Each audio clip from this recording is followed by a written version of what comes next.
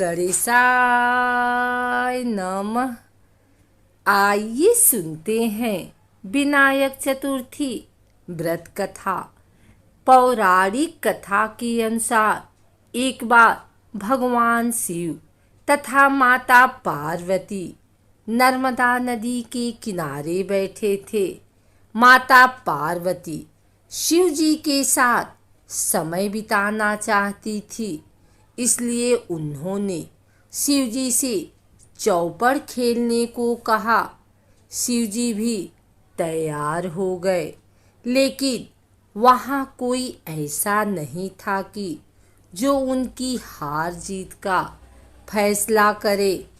ऐसे में शिव जी ने कुछ दिन के लिए और उससे एक पुतला तैयार किया। फिर उस पुतले में प्राण प्रतिष्ठा कर दी। फिर उन्होंने पुतले से कहा कि बेटा, यहाँ हम चौपड़ खेल रहे हैं, लेकिन हमारी हार जीत का फैसला करने वाला कोई नहीं है। ऐसे में अब तुम यह देखोगे कि चौपड़ में कौन हारा और कौन जीता। फिर शिव जी और पार्वती जी ने खेलना शुरू किया। 3 बार खेल खेलने के बाद जीत पार्वती जी की हुई। संयोग से तीनों बार माता पार्वती ही जीत गई। खेल समाप्त होने के बाद बालक से हार जीत का फैसला करने के लिए कहा गया, तो उस बालक ने महादेव को विजयी बता दिया। जब माता पार्वती ने यह सुना तो वे बेहद क्रोधित हुई। उन्होंने उस बालक को श्राप दिया कि वो लंगड़ा हो जाएगा और कीचड़ में पड़ा रहेगा। बालक ने माता पार्वती से माफी मांगी। उसने कहा कि अज्ञानतावश ऐसा हुआ, मैंने किसी द्वेष भाव में ऐसा नहीं किया। बालक द्वारा क्षमा मांगने पर माता ने कहा, यहाँ गणेश पूजन के लिए नाग कन्याएं आती हैं, जैसा वो कहें कि वैसे ही गणेश जी का व्रत करें। ऐसा करने से तुम मुझे प्राप्त करोगे। बालक को यह कहकर शिव पार्वती कैलाश चले गए। फिर 1 वर्ष के बाद उस स्थान पर नाग कन्याएं आईं। उन्होंने गणेश जी को पूरी व्रत विधि बताई। उस बालक ने 21 दिन लगातार गणेश जी का व्रत किया। उसकी श्रद्धा देख गणेश जी बेहद प्रसन्न हो गए। उन्होंने बालक को मनवांछित फल प्रदान किया। अब बालक ने कहा, हे विनायक, मुझ में इतनी शक्ति दे कि वो अपने पैरों पर चल पाए और कैलाश पर्वत पर जा पाए। गणेश जी ने बालक को वरदान दिया और अंतर ध्यान हो गए।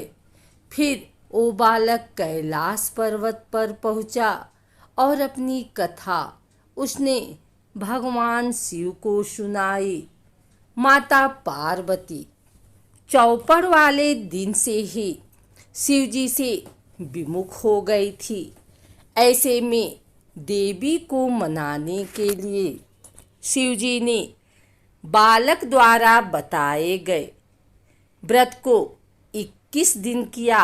इस व्रत के प्रभाव से माता पार्वती के मन से भगवान शिव के लिए जो नाराजगी थी वह समाप्त हो गई। उसके बाद यह व्रत विधि शंकर जी ने माता पार्वती को बतलाई। यह सुन माता पार्वती के मन में भी अपने पुत्र कार्तिकेय से मिलने की इच्छा जागृत हुई। फिर उन्होंने भी यह व्रत किया।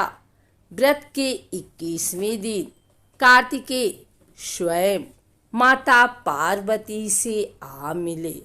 उस दिन से श्री गणेश चतुर्थी का यह व्रत समस्त मनोकामनाओं की पूर्ति करने वाला व्रत माना जाता है। हिंदू धर्म ग्रंथों के अनुसार अमावस्या के बाद आने वाली शुक्ल पक्ष की चतुर्थी को विनायक चतुर्थी कहते हैं। पुराणों के अनुसार शुक्ल पक्ष की चतुर्थी को विनायक तथा कृष्ण पक्ष की चतुर्थी को संकष्टी चतुर्थी कहते हैं। श्री गणेश की कृपा प्राप्त से जीवन के सभी असंभव कार्य भी सहज ही संभव हो जाते हैं। इस दिन श्री गणेश की पूजा दोपहर मध्याह्न में की जाती है। इस दिन श्री गणेश का पूजन अर्चन करना लाभदायी माना गया है। इस दिन गणेश की उपासना करने से घर में सुख समृद्धि, धन दौलत, आर्थिक संपन्नता के साथ साथ ज्ञान एवं बुद्धि की प्राप्ति भी होती है। भगवान श्री गणेश को विघ्नहर्ता कहा जाता है। विघ्नहर्ता यानी आपके सभी दुखों को हरने वाले देवता। इसीलिए भगवान श्री गणेश को प्रसन्न करने के लिए विनायक चतुर्थी और संकष्टी गणेश चतुर्थी का व्रत किया जाता है। विनायक चतुर्थी में चंद्र दर्शन करने की मनाही होती है। धार्मिक मान्यताओं के अनुसार विनायक चतुर्थी को चंद्र दर्शन करने से जीवन में कलंक लगता है। इस दिन चंद्रमा के दर्शन करने से बचें। आइए जानते हैं विनायक चतुर्थी के महत्व के बारे में। विनायक चतुर्थी के दिन व्रतधारी ब्रह्म मुहूर्त में उठकर नित्य कर्म से निवृत्त होकर स्नान करे, लाल रंग के वस्त्र धारण करे। पूजन के समय अपने अपने सामर्थ्य के अनुसार सोने, चांदी, पीतल, तांबा, मिट्टी अथवा सोने या चांदी से निर्मित शिव गणेश की प्रतिमा स्थापित करें। संकल्प के बाद भगवान शिव और श्री गणेश का पूजन करके आरती करें। तत्पश्चात अबीर, गुलाल, चंदन, सिंदूर, इत्र, चावल आदि चढ़ाएं। गणेश जी का मंत्र पढ़ें। ओम गं गणपतये नमः बोलते हुए 21 दुर्वा दल चढ़ाएं। अब बूंदी के 21 लड्डुओं और शिव जी को मालपुए का भोग लगाएं। पूजन के समय श्री गणेश स्तोत्र अथर्वशीर्ष संकटनाशक गणेश स्तोत्र का पाठ करें। ब्राह्मण को भोजन करवाकर दक्षिणा दें। अपनी शक्ति हो तो उपवास करें अथवा शाम के समय खुद भोजन ग्रहण करें। शाम के समय गणेश चतुर्थी कथा, श्रद्धानुसार गणेश स्तुति, श्री गणेश सहस्त्र नामावली, गणेश शिव चालीसा, गणेश पुराण आदि का स्तवन करें।